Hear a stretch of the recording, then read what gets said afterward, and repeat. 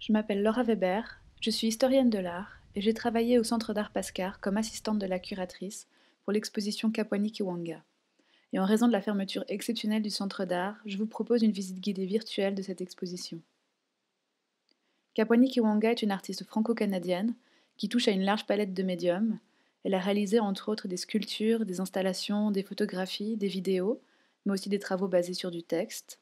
Et Kiwanga s'intéresse en particulier aux histoires marginalisées et oubliées et concentre son attention sur des événements historiques, mais aussi sur des phénomènes sociopolitiques ou syncrétiques, c'est-à-dire des phénomènes issus d'une combinaison d'éléments hétérogènes, comme par exemple issus de la philosophie, de la religion, ou encore de différentes visions du monde.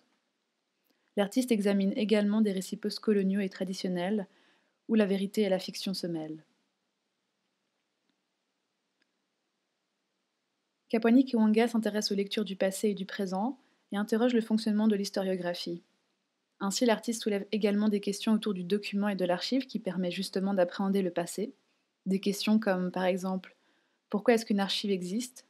Qu'est-ce qui manque dans l'archive? Ou pourquoi est-ce qu'une archive contient telle chose et pas telle autre? Un aspect primordial dans le travail de Kiwanga, c'est son intérêt pour les structures de pouvoir, leur articulation et leur fonctionnement dans la société. Et dans cette exposition, plusieurs œuvres abordent notamment l'architecture comme élément de contrôle des espaces et des corps.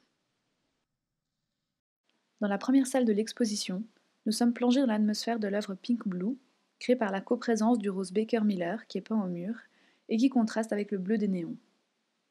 De premier abord, l'expérience est plutôt agréable, la puissance des couleurs fascine, mais quand on quitte la pièce, une sensation désagréable contrebalance la première impression. On dit du rose Baker Miller qu'il est une nuance qui réduirait la fréquence cardiaque et le pouls, et diminuerait donc les comportements violents ou agressifs.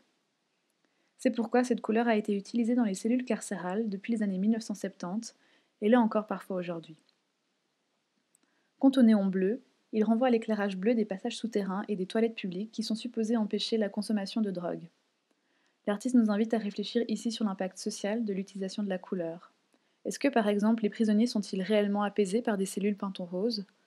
Ou encore, est-ce que l'éclairage bleu dans les espaces publics contribue-t-il à la lutte contre la consommation de drogue? Ces deux utilisations dénotent de mesures de contrôle du corps et de l'espace, et soulignent l'ambivalence entre la volonté de protection et de sécurité qui est garantie par certaines mesures, mais qui implique aussi contrôle et restriction de la liberté.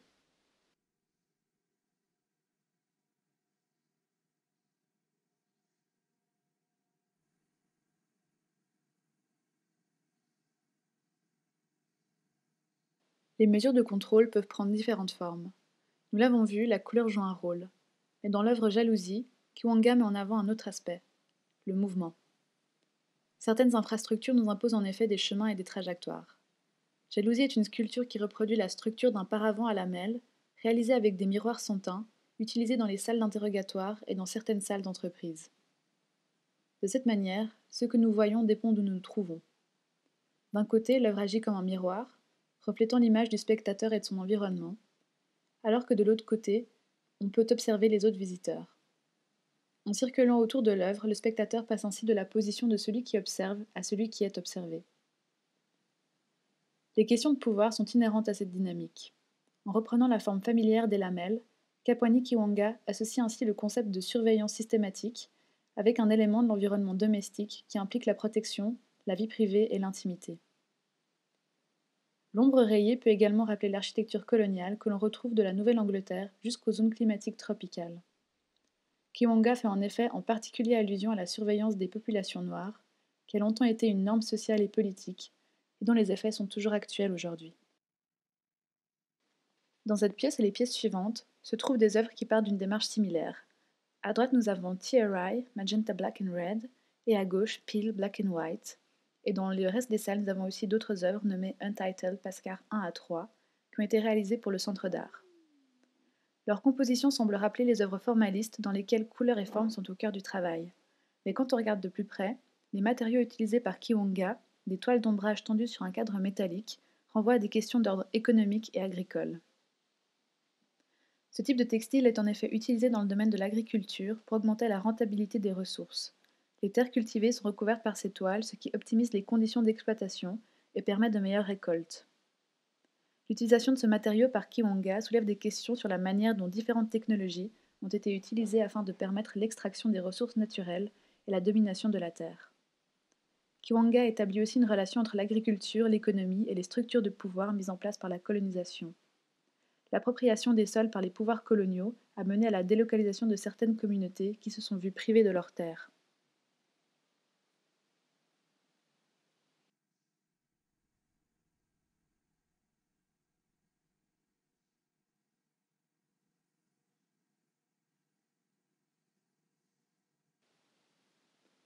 Avec la série des Lunar Paintings, Kiwanga prolonge en quelque sorte le questionnement amorcé par Pink Blue autour de l'utilisation et de l'impact des couleurs.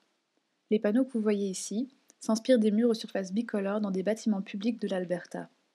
L'artiste reprend les couleurs présentes dans une école et dans deux hôpitaux de cette région qu'elle reproduit sur ses panneaux.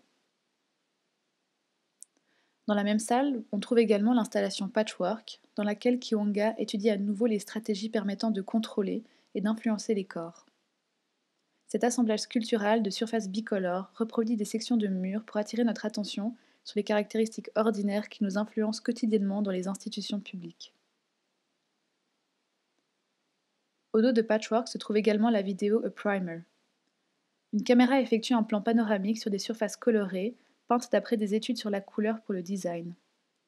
Le vert tendre filmé renvoie à l'introduction dans le domaine hospitalier de la couleur verte. Quant au blanc ripollin, qui est la marque d'un vernis émaillé, il a joué un rôle central chez Le Corbusier dans son rejet de l'ornemental en architecture. On retrouve encore une fois la couleur Baker Miller, déjà présente dans l'œuvre Pink Blue, qui était utilisée dans les prisons dans les années 1970. On y voit aussi une plante d'intérieur tropicale, un ventilateur et un store en bois qui renvoient à l'histoire de la ségrégation et au concept d'hygiène raciale et sociale. Ces éléments peuvent être lus comme des symboles du désir obsessionnel de propreté et de circulation de l'air dans les colonies de l'époque victorienne, qui reflétaient aussi la volonté des Blancs de se distinguer avantageusement des populations colonisées. Kiwanga nous rappelle que la couleur n'est jamais neutre et soulève des questions sur notre environnement bâti, notamment au sujet de son impact sur le comportement humain et sur le rôle qu'il joue dans les mécanismes de domination.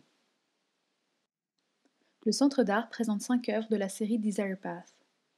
Les réseaux de lignes sur les tissus retracent des chemins non officiels que des gens ont créés eux-mêmes. Il s'agit de sentiers ou de raccourcis conçus de manière informelle lorsque les piétons s'écartent des routes et des chemins construits. Kiwanga a utilisé des photographies aériennes pour retracer ces chemins qui peuvent être lus comme de subtils actes de désobéissance et aussi comme le symbole des échecs des aménagements du territoire. Aux côtés des Desire Path sont placées deux sculptures, Glow 6 et Glow 7, réalisées à l'aide de marbre et de lumière LED.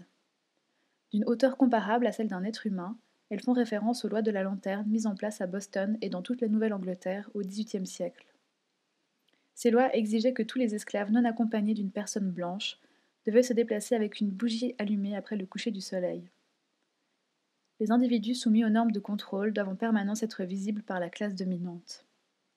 Comme dans l'œuvre Jalousie, Kapwani Kiwanga interroge cette dynamique entre le voir et l'être vu, et les relations de pouvoir que cela sous-tend.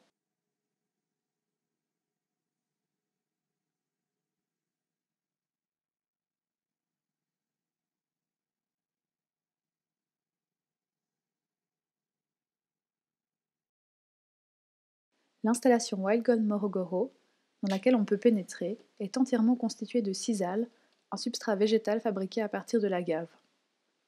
Lorsqu'elles sont séchées dans le champ, les longues fibres de sisal sont accrochées à des cintres. Originaire du sud du Mexique, le sisal est cultivé à grande échelle en Afrique de l'Est depuis l'époque coloniale, et cela en particulier en Tanzanie, actuellement l'un des principaux exportateurs mondiaux. Traditionnellement utilisé pour la production de cordes, de tapis, de papier et aussi de vêtements, il est parfois appelé or blanc en raison de son importance économique dans cette région. Cela dit, la chute du prix du sisal à la fin des années 1960 a contribué aux difficultés économiques conduisant à l'effondrement du système socialiste de l'Ujama.